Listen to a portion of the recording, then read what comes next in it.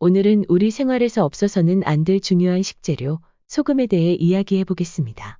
소금은 단순히 음식의 맛을 내는 조미료를 넘어 건강과 직결된 중요한 물질입니다. 그러나 잘못된 섭취는 건강을 해칠 수도 있죠. 오늘은 소금의 역할, 효능, 적정 섭취량, 주의해야 할 점 그리고 다양한 활용법까지 심도 있게 다뤄보겠습니다. 끝까지 시청하셔서 건강한 소금 활용법을 배워가세요. 소금은 자연에서 얻을 수 있는 가장 기본적인 미네랄 중 하나입니다. 소금의 역사는 지구의 탄생과 함께 시작되었습니다. 약 45억 년 전 원시 지구에는 화산 폭발로 인해 수많은 미네랄이 방출되었고 이들이 비와 함께 바다로 흘러 들어가면서 염분이 형성되기 시작했죠. 소금은 크게 천일염, 암염 그리고 정제염으로 나뉩니다. 이들 각각은 생성 방식과 특징이 다릅니다. 먼저 천일염은 바닷물을 증발시켜 얻는 소금으로 미네랄 함량이 높고 약간의 습기를 머금고 있어 맛이 풍부합니다. 암염은 땅속에서 채굴되는 자연소금으로 수백만 년 전에 바닷물이 증발하여 형성된 암염층에서 채굴된 소금을 말합니다. 이 암염은 지구 내부에 숨겨진 소금의 보고라고 할 수 있습니다. 암염은 순도와 밀도가 높아 조리 외에도 다양한 산업 분야에서 활용됩니다. 정제염은 바닷물이나 암염에서 불순물을 제거한 소금으로 순수한 염화나트륨이 주성분입니다. 깔끔한 맛이 특징이며 대량 생산에 적합합니다. 소금의 주요 효능, 체의 균형 유지. 소금은 체내에서 나트륨과 칼륨의 균형을 유지해 세포의 수분 함량을 조절하는 역할을 합니다. 적절한 나트륨 섭취는 탈수와 전해질 불균형을 예방하고 혈압을 일정하게 유지하는 데 도움을 줍니다. 신경과 근육 기능 지원. 소금은 신경 신호 전달과 근육 수축에 필수적인 역할을 합니다. 운동 중 소금을 적절히 섭취하면 경련을 예방하고 근육 피로를 줄이는 데 도움을 줄 수 있습니다. 위액 분비 촉진. 소금은 위산 분비를 자극해 소화 기능을 도와줍니다. 소화불량이나 위산 부족으로 인한 소화 문제를 해결하는 데도 유용합니다. 체온 조절. 소금은 땀을 통해 체온을 조절하는 데 중요한 역할을 합니다. 특히 더운 날씨나 운동 중 소금 섭취는 탈수와 열사병을 예방하는 데 필수적입니다. 천연 방부제 역할. 소금은 미생물의 성장을 억제하는 강력한 방부제입니다. 식품을 오래 보관하고 부패를 방지하는 데 효과적입니다. 소금 섭취 시 주의해야 할 점. 소금은 적정량 섭취가 중요합니다. 과도하거나 부족한 소금 섭취는 건강에 심각한 문제를 초래할 수 있습니다. 과다 섭취의 위험성. 과도한 소금 섭취는 고혈압, 심혈관 질환, 뇌졸중, 신장병 등의 위험을 증가시킵니다. 먼저 고혈압입니다. 소금의 주성분인 나트륨은 몸의 수분 균형을 유지하는 데 중요한 역할을 합니다. 하지만 나트륨이 과도하게 들어오면 혈액 속 수분이 많아지고 그 결과 혈압이 높아질 수 있습니다. 고혈압은 큰 증상이 없어 침묵의 살인자라고도 불리는데요.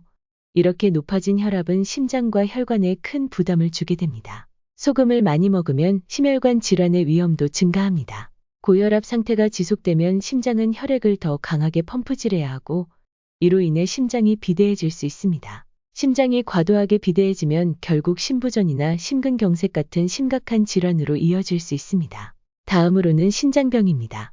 신장은 우리 몸에서 나트륨과 수분을 조절하는 필터 역할을 합니다.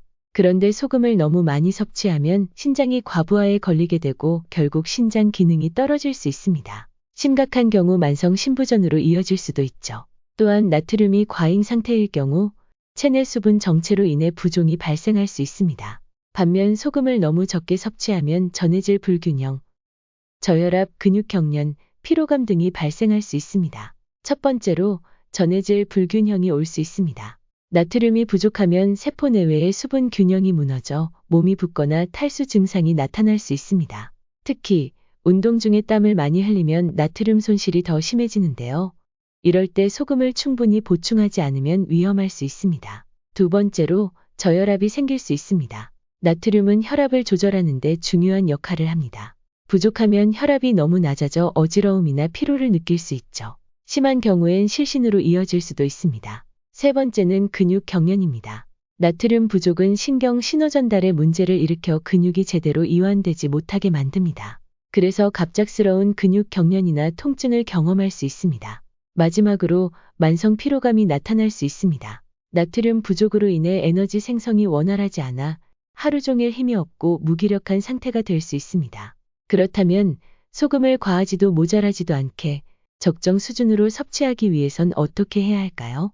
세계보건기구에서는 하루 나트륨 섭취량을 2000mg, 즉 소금 기준으로 5g 이하로 제한할 것을 권장하고 있습니다. 과도한 염분 섭취를 피하기 위해 음식 조리 시 소금을 추가로 넣는 것을 최소화하고 가공식품 섭취를 줄이는 것이 중요합니다. 소금의 종류와 선택법.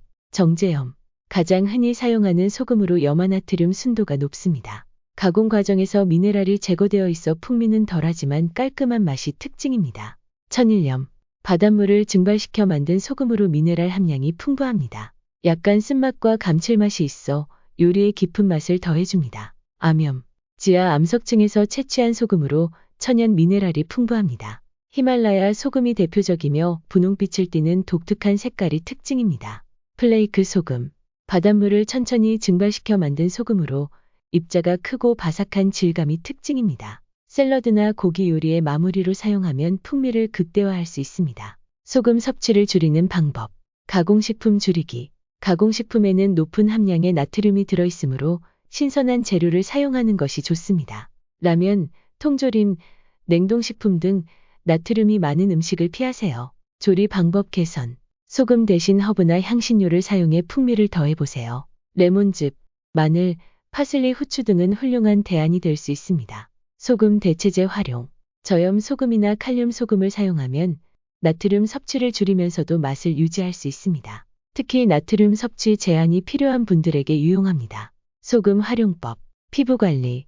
소금은 각질 제거와 피부 진정 효과가 있어 스크럽제로 활용할 수 있습니다. 소금을 따뜻한 물에 녹여 조격을 하면 피로 회복에도 도움이 됩니다.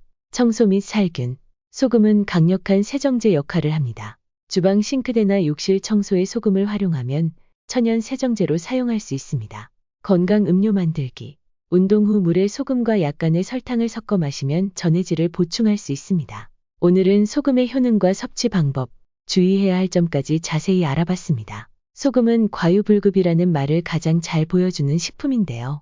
적정량을 올바르게 섭취한다면 건강을 지키는 데 큰 도움이 됩니다. 이번 영상이 여러분의 소금 섭취에 대한 이해를 높이는 데 도움이 되었기를 바랍니다. 좋아요와 구독 잊지 마시고요. 앞으로도 더 알찬 정보로 찾아오겠습니다. 감사합니다.